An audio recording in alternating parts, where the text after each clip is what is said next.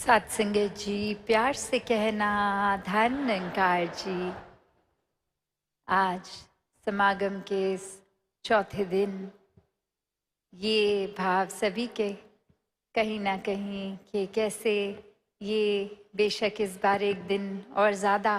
पर फिर भी ये पता ही नहीं लगा कहाँ इतने दिन ये भक्ति में निकल गए, इस निराकार के एहसास में निकल गए, आत्म मंथन की शिक्षाओं पे एक जीवन को मजबूती प्रदान करते हुए अनेकों शिक्षाएं जो इन दिनों में ली, ये सिर्फ इन दिनों के लिए कुछ घंटों के लिए तक सीमित ना हो, ये तो हमेशा के लिए जीवन में बसे। कैसे खुद को संवार लें, हम अपना कल्याण कर लें, निराकार से जुड़े रहें, इस परमात्मा को हर समय के लिए मन में इस तरह बसाएं कि ये जीवन, जहाँ ये दुनिया इतनी खूबसूरत चीज़ें हैं संसार में, ये दातार ने रचना ऐसी की कि हर चीज़ का मज़ा जहाँ इंसान ने लेना है वहाँ अपनी चेतनता सद्बुद्धि का भी यूज़ करना है कि चीज़ें इस्तेमाल जो सदुपयोग में ही रहे, दुरुपयोग ना हो। एक चीज़ों का उस तरह से आनंद लें जानते हुए कि इस दातार ने दी हैं, तो एक वो जीवन में कितना यूज़ करना है, चीज़ों को यूज़ करना है, अब्यूज़ नहीं करना। कैसे मन की उथल पुथल की ये शांति का एहसास, ये आत्म मंथन तभी सही दिशा में रहता है जब निराकार को शामिल किया जाए, वरना तो ये ठंडक, ये कामनेस, ये पीस आती नहीं। हम कुछ ना कुछ वजह ढूंढ ही लेते हैं दिन में, जो एक थॉट बेचैनी का आ जाता है और फिर बाकी का दिन भी फिर उसी थॉट को पकड़ के उदासी, परेशानी, आंसू। तो कैसे एक जीवन में लेट गो वाली भाव भी आत्म मंथन से ही आएंगे कि जब तक हम किसी चीज़ को पकड़ रहे हैं वो भार हमें ढोना है, पर जैसे ही वो चीज़ छोड़ दी जिस पल में, वहाँ एक स्ट्रेस फ्री हो गए, वो एक तनाव का कारण नहीं रहा, वो भार वहीं का वहीं रिलैक्स हो गए। तो ऐसे ही एक भक्तों का जीवन रहा है कि हर पल में आनंद उठाया जाए। जो एक कठिन घड़ियां हैं उनको, कठिनाई को उन पलों तक ही अगर रखें, अगली घड़ी तक उसका बोझा ना ढोएं, तो कैसे वाकई ही ये मन भी स्थिर हो जाता है, एक सुकून की अवस्था मिलती है। जीवन में हर तरह मेंटली, स्पिरिचुअली, इमोशनली ये ग्रोथ, ये विस्तार होता है, और मन के भीतर ये जर्नी विद इन आत्म मंथन से हर पल में फिर ये सुकून, ये अंदर की हमारी एक ऊर्जा ये और स्ट्रॉन्ग होती है। स्पिरिचुअल जर्नी दातार उसी तरह से हर एक के मन में ये एहसास हर पल का बख्शता जाए कि कैसे जीवन तो जीना है, ऐसा नहीं कि जीवन में जो वस्तुएं हैं उनको एक यूज़ नहीं करना, पर यूज़ करते करते भी वो शुक्राना भाव मन में हो। कैसे एक मन को हम ऐसा ना बना लें अपने कि पहले से ही एक कुछ फाइनल, कुछ एक सोच बना लें कि ऐसा ही है जैसा हम सोच रहे हैं, दूसरे के नज़रियों को कंसिडर ना करते हुए एक अपनी ओपिनियन उस तरह से एक निर्धारित कर लें। तो अक्सर ऐसे भी नोटिस किया है कि अगर हम किसी के प्रति ऐसे भाव बना लेते हैं कि ये इंसान हमारे बारे में अच्छी सोच नहीं रखता, तो अगर हम किसी कमरे में जाते हैं जहाँ वो इंसान किसी से बात करते करते और अचानक हम एंटर करते हैं, तो वो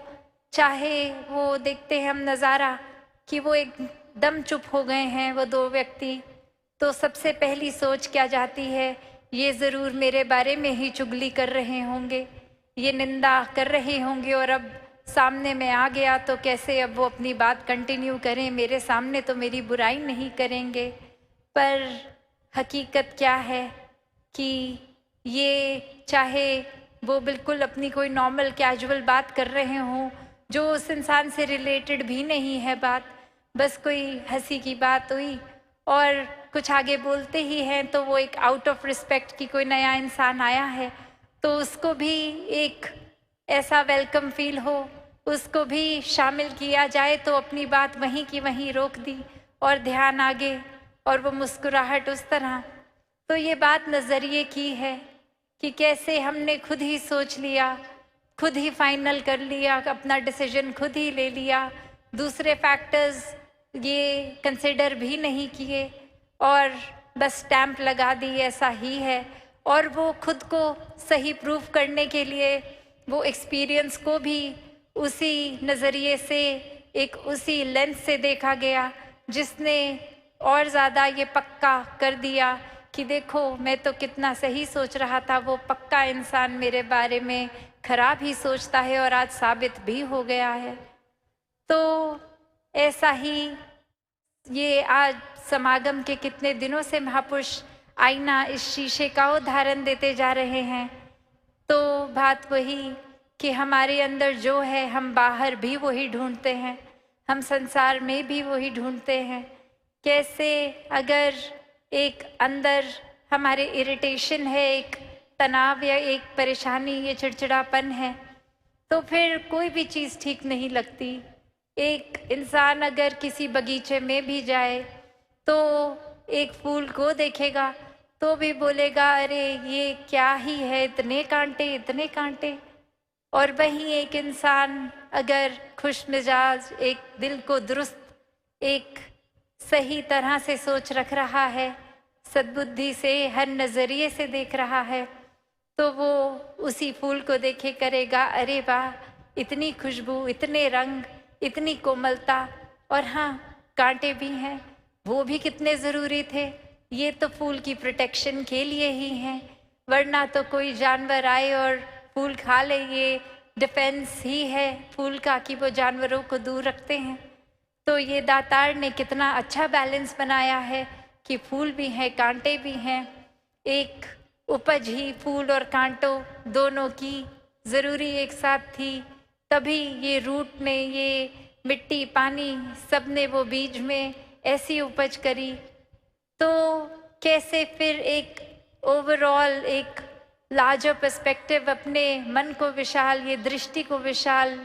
एक होल पिक्चर जिसको बोलते हैं कि वो नज़रिया, एक इतना ज़्यादा ब्रॉड माइंडेडनेस का, ऐसे ये एक तंगदिली करके खुद को संकीर्णताओं में नहीं भागते, एक बांधते भक्त, कैसे अपने जीवन में फिर हर कोई यही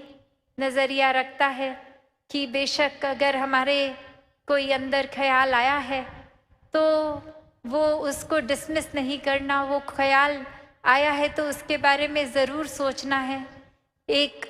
सोच कर ये कंक्लूजन कि क्या अब इस ख्याल को मैंने और एक्सपेंशन देनी है, या ये बहुत ही उस तरह का ख्याल है जो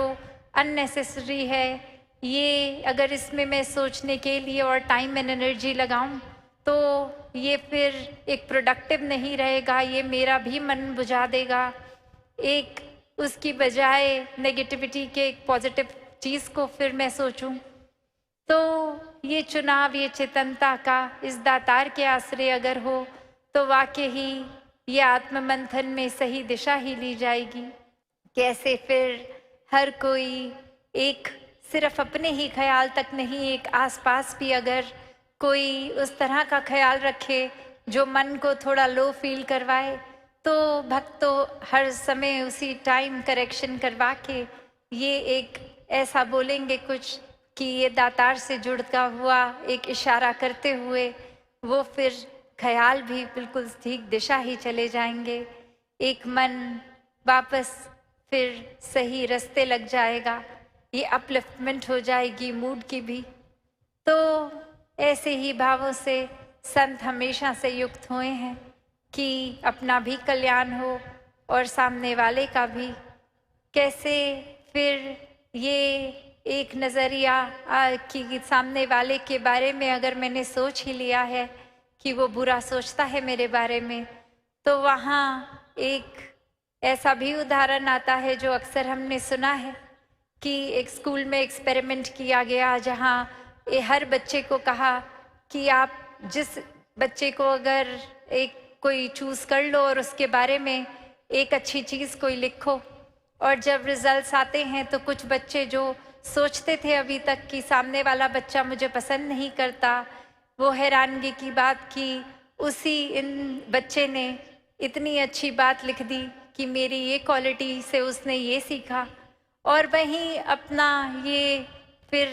मन की धारणा चकनाचूर कि अरे ये ऑल दिस वाइल ये तो मैं ही उसके लिए ग्रज होल्ड कर रहा था, वो इंसान तो कुछ भी नहीं सोचता मेरे बारे में ऐसे। और ऐसे ही हम अपनी फिर मन पे मट्टी चढ़ा लेते हैं किसी के प्रति। तो ये आत्ममंथन करके ये मिट्टी साफ करने का भी टाइम है। कैसे फिर हर समय एक अगर कुछ बात है भी मन पे तो वो रिश्ते टूट भी रहे हैं, बिखर भी रहे हैं, तो ये समय एक अहंकार को छोड़ के एक दूसरे के प्रति ये दिलों से दिल को जोड़े जाएं। ये माफ़ करना और माफ़ी मांगने का समय है। कैसे फिर हर एक को अपनाने की बात, ये एक्सेप्टेंस की बात। तो जहाँ ये समागम हर किसी ने आनंद भी लिया और जो नहीं भी आ पाए वो भी एक भाव रूप से तो शामिल रहे। हर एक की सेवा, चाहे वो पंडाल पहुँच पाए नहीं पहुँच पाए। कैसे हर एक ने जहाँ एक हर्षोल्लास से कुछ समय पहले से सेवाएं शुरू करी और अब समागम के बाद वो वाइंड अप सेवा का भी रूप होगा, जहाँ एक काफ़ी महापुरुष अपने घरों को चले जाएंगे, पर फिर वो कुछ रुक कर ये एक ऑर्गेनाइजेशनल पॉइंट ऑफ व्यू से चीज़ों की संभाल भी करनी। तो भाव वो उत्साह का जितना पहले उतना भाव में, क्योंकि भक्तों के लिए तो सेवा सेवा ही है। और ये हर एक के लिए भी एक इशारा, संकेत कि जितना समागम पे पहुंचने की एक्साइटमेंट और खुशी, अपने घरों में भी उसी एक्साइटमेंट से वापस जाएं कि अब इतना कुछ सीखा है, उसको पूरा साल, पूरा दिन, पूरा रात, पूरी ज़िंदगी इम्प्लीमेंट करके वो खुशी में सिर्फ इजाफा ही होता रहे। तो ऐसे भावों से युक्त हो। और जहाँ भी अनाउंसमेंट्स भी सुनी कि ये अब दासी की पर्सनल एब्सेंस जो 5 महीने आप सबके बीच में नहीं उपस्थित हो पाई, तो जैसे एक स्टूडेंट होता है जब एब्सेंट होता है तो उसके बाद वो कवर अप करना पड़ता है पढ़ाई को, तो अब वही भाव कि आप सब ने और दातार ने कैसे वो एक शरीर की रिकवरी भी कर दी, तो फिर ये जगह जगह आपके चरणों में पहुंचा जाए ये टूर्स, ये NYSS, ये समागम, ये उस रूप में फिर से एक गति और पहले से भी ज़्यादा तेज़ की जाए। तो हर एक को जहाँ ये समागम भी मुबारक, कल भी उस तरह सुबह ही जो नहीं भी पंडाल आ सके तो वो सुबह के समय दासी सबके टेंटों तक पहुँचने का प्रयास।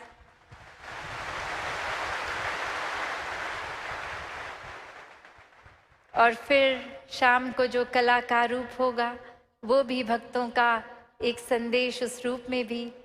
तो ये भाव वही कि समागम हर एक का है, हर एक ने इसमें हर तरह से एक पॉजिटिव कंट्रीब्यूशन करी, ये सिखलाई सीखी, और वो सिर्फ अपने तक ही नहीं, एक अपने से शुरुआत तो ज़रूर करनी है पर अपने तक ही नहीं, ये सच्चाई का, ये निराकार को हर रूह एक पहचान के एक अपना कल्याण कर ले अपने जीवन में। फिर अच्छाई, ये संदेश को स्वयं जीना है और चलते फिरते फिर ये प्रचार बनकर हर एक तक, पूरी मानवता तक पहुंचना है, सेवा करनी है, और ये खुद जीकर ये संदेश स्वयं बनना है जो अपने लिए भी एक सुखदायी हो और औरों के लिए भी प्रेरणा दे सके। तो दासी इन्हीं शब्दों से आपसे आज्ञा लेके इस रूप में कि समागम की तो समाप्ति, पर ये समागम हमारे दिल में हमेशा के लिए ही बस जाए। ये भाव समागम का, ये जो एक मन अंदर मन के एक ये फेस्टिविटी वाली फील, एक खुशी, एक हर तरह से जो भाव आता है कि कैसे अब घर का भी कुछ किसी को ख्याल नहीं कि बस अब आ गए हैं समागम या टीवी पर देख रहे हैं, तो इतनी मन में फुलफिलमेंट लगती है। एक लगता है जो स्पिरिचुअल आध्यात्मिक पहलू हमारा पीछे भी रह गया था, वो फिर से एक तरह से नए सिरे से एक फिर से किक स्टार्ट हो रहा है। तो ऐसा मन में कुछ दिनों के लिए नहीं, हमेशा के लिए ये ऊर्जा बनी रहे। दातार कृपा करे ये अब से हर एक के जहाँ पहलू अगर सेवा सुमिरन सत्संग के कमज़ोर भी हो रहे थे, ये स्वयं ही आत्ममंथन से हर एक को और ऐसा दिल करे कि ये पहलू और मजबूत होते जाएं, और जैसे जैसे ये होते भी रहें, एक संसारिक रूप में अपनी रोल्स एंड रिस्पॉन्सिबिलिटीज़, काम काज, घर परिवार, हर पहलू भी उसी के साथ साथ एक बैलेंस्ड रूप में बहुत खूबसूरती से हर कोई निभा सके। साथ संगत जी, प्यार से कहना, धन निरंकार जी।